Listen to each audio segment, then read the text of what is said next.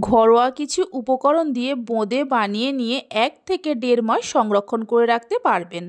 বানানো খুবই সহজ, আপনারা যে কেউ খুব সহজেই বানিয়ে নিতে পারবেন। নমস্কার বন্ধুরা, রূপাস কিচেনে সবাইকে স্বাগতম। তাহলে চলুন রেসিপিটা দেখে নেওয়া যাক। শুরু থেকে শেষ পর্যন্ত দেখার জন্য আপনাদের কাছে অনুরোধ রইল।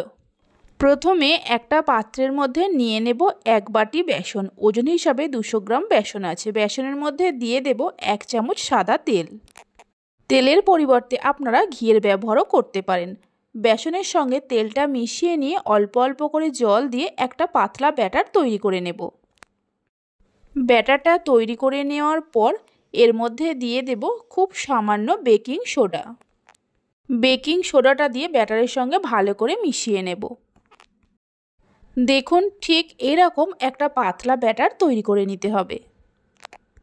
ব্যাটারটা তৈরি করে নেওয়ার পর একটা বাটির মধ্যে 2 হাতা ব্যাটার আমি তুলে নেব। বাটির মধ্যে যে 2 হাতা ব্যাটার তুলে নিয়েছি তার মধ্যে সামান্য রেড ফুড কালার দিয়ে দেব। কালারটা সম্পূর্ণভাবে অপশনাল, এটা আপনারা চাইলে দিতেও পারেন আবার নাও পারেন। দেখতে সুন্দরের জন্য এখানে আমি 2 কালারের বোঁদে বানাচ্ছি, আপনারা চাইলে শুধু এক রকমও বানাতে পারেন। বোঁদে তৈরি করার জন্য ব্যাটার আমাদের একদম তৈরি হয়ে গেছে। এদিকে কড়াতে কিছুটা সাদা তেল গরম করতে বসিয়ে দিয়েছিলাম। তেল গরম হয়েছে কিনা অল্প একটু ব্যাটার ফেলে দেখে নেব। দেখুন, ব্যাটারটা তেলে দেওয়ার সঙ্গে সঙ্গে ভেসে উঠছে, মানে তেলটা ভালোভাবে গরম হয়ে গেছে। এবার এইরকম একটা ঝাঁঝরি হাতা নিয়ে তেলের মধ্যে ভালো করে ডুবিয়ে নেব। তারপর কিছুটা করে ব্যাটার নিয়ে এইভাবে দিয়ে দেব। ব্যাটারটা দেওয়ার সময় গ্যাসের ফ্লেমটা হাইতে রাখতে হবে। দেখুন, বোঁদেগুলো তেলে পড়ার সঙ্গে সঙ্গে কেমন গোল গোল হয়ে তেলের উপরে ভেসে উঠছে। বোঁদেগুলো তেলের মধ্যে দেওয়ার পর গ্যাসের ফ্লেমটা মিডিয়ামে করে 1 মিনিটের মতো ভেজে নেব। এর থেকে বেশি ভাজার প্রয়োজন নেই। বোঁদেগুলোকে তেলের মধ্যে ছাড়ার সময় গ্যাসের ফ্লেমটা হাইতে রাখতে হবে। তারপর মিডিয়াম ফ্লেমে বোঁদেগুলোকে ভেজে নিতে হবে। বোঁদে বা বুন্দিয়াগুলোকে ভেজে নেওয়ার পর তেল ঝরিয়ে নিয়ে তুলে রেখে দেব। বাকি বুন্দিয়াগুলোকে বা বোঁদেগুলোকে এইভাবে ভেজে নেব। তবে বোঁদেগুলো ভাজার সময় প্রত্যেকবার ঝাঁঝরি হাতাটাকে পরিষ্কার করে নিতে হবে। বোঁদেগুলোকে তেলের মধ্যে ছাড়ার সময় ঝাঁঝরি হাতাটাকে একভাবে ধরে রাখতে হবে, এটাকে নাড়ানোর কোনো প্রয়োজন নেই। হলুদ বোঁদেগুলোকে ভেজে নেওয়ার পর লাল রঙের বোঁদেগুলোকেও এইভাবে ভেজে নেব। এইভাবে একবার বোঁদের রেসিপিটা বাড়িতে বানিয়ে দেখতে পারেন, আশা করি আপনাদেরও ভালো লাগবে। আর বাড়িতে বানালে খেয়ে আপনাদের কেমন লাগলো অবশ্যই আমাকে কমেন্ট করে জানাবেন। সমস্ত বোঁদে বা বুন্দিয়াগুলোকে ভেজে নেওয়া হয়ে গেছে।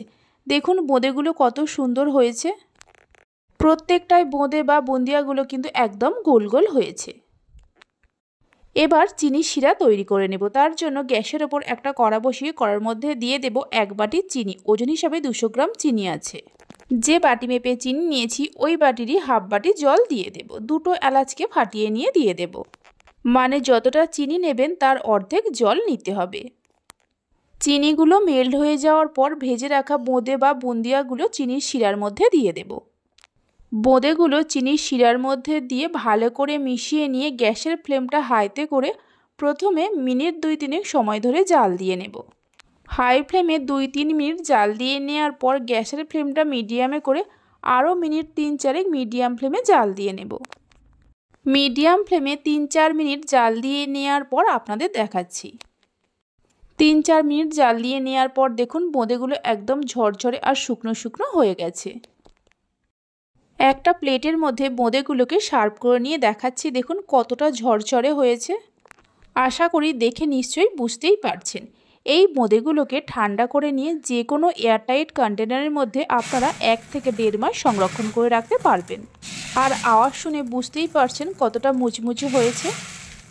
রেসিপি ভালো লেগে থাকলে অবশ্যই একটা লাইক করবেন, বন্ধুদের সঙ্গে শেয়ার করবেন। ভালো লাগলে চ্যানেলটি সাবস্ক্রাইব করে পাশে থাকা বেল আইকনটি প্রেস করবেন নতুন রেসিপির আপডেট সবার আগে পাওয়ার জন্য। তাহলে চলুন ভিডিওটা আমি এখানেই শেষ করছি। আপনারা সবাই ভালো থাকবেন, সুস্থ থাকবেন। ধন্যবাদ।